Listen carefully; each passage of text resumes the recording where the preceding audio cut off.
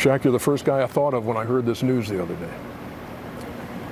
Of course, I talked to you and Charles and Kenny later that afternoon, but then I saw that you had gotten a text from Kobe that morning, or Sharif had gotten one. How have you been over the last 48 hours, man? Well, as you know, it's already been the last couple months been really tough. Lost my little sister. Haven't been sleeping. Haven't been doing the normal things I usually do. I work, we laugh, we kid, we joke.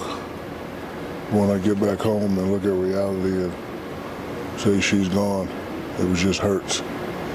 So the other day I'm downstairs working out with my son Shakir and my nephew Columbus. And my other nephew comes in crying and he shows me his phone.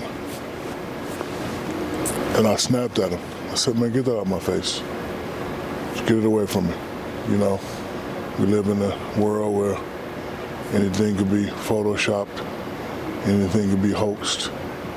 I didn't want to believe it. And then I got the call from you, Charles, Kenny, everybody called me. And then we found out it was confirmed. And haven't felt the pain that sharp in a while. 47 years old,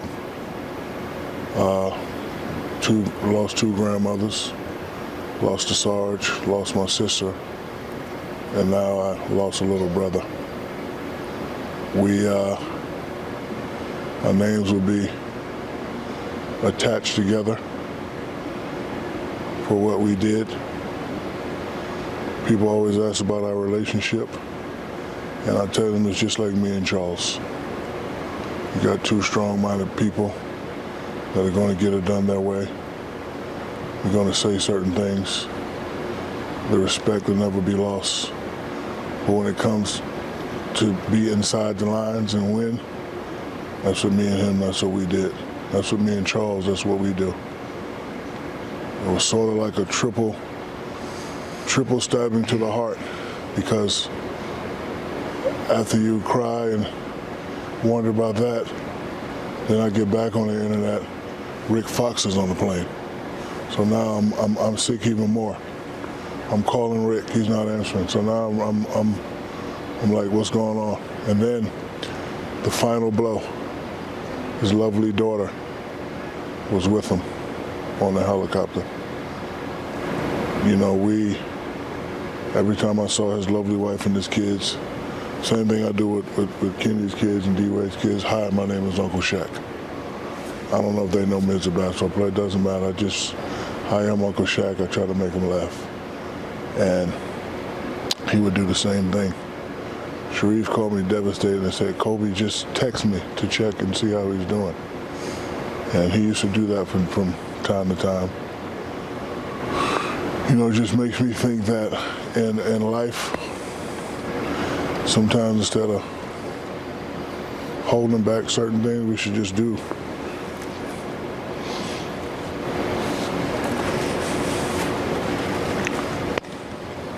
D-Wade. Hold on, I'm not finished. Okay, go. We up here, we work a lot. And I think a lot of times we take stuff for granted. Like, I don't talk to you guys as much as I need to. The fact that we're not going to be able to joke at his Hall of Fame ceremony. We're not going to be able to say, hi, I got 5, you got 4. The fact that we're not going to be able to say, if we would stay together, we could have got 10. Those are the things that you can't get back. And with the loss of my father, my sister, and my thing, that's the only thing I wish I could just say something to him again. Last time I talked to him was when we were here and I asked him to get 50 and he got 60. It's the last time I spoke to him. And I just wish I could have, you know, so it definitely changes me. I have to, because I work a lot. You guys know what I do. I work probably more than the average guy, but I just really have to now just take time and just call and say, I love you. Rick Fox finally called me. He said, "Man, I love you." B. Shaw called me. So I'm going to try to do a better job of just reaching out and just talking to the people rather than always procrastinating, because you never know. Life is too short. I could never imagine nothing like this. I was thinking the other day, I've never seen anything like this. All the basketball idols that I grew up, I see them. They're old. Like I used to be at home when you came to interview me, Ernie. I used to watch the great mile round and rebound. Now I'm working with him. I used to want to be Dr. J. He used to live next door to my mother in Orlando. My father used to tell me about the three great big men. I met them. I seen them. And the fact that we lost probably the world's greatest Laker, world's greatest basketball player. It's just, listen, people are going to say, take your time and get better, but it's going to be hard for me. I already don't sleep anyway, so.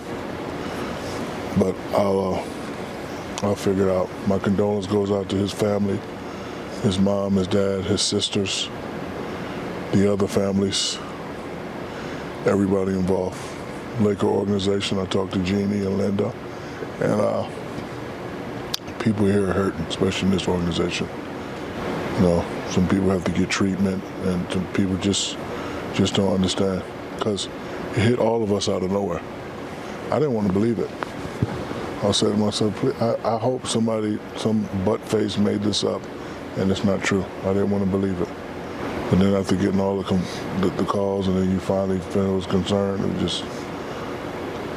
it just, you know, my spirit just left my body. I just wish I could be able to say one last thing to the people that we lost, because you know, once you're gone forever, and you know, we should never take stuff like that for granted.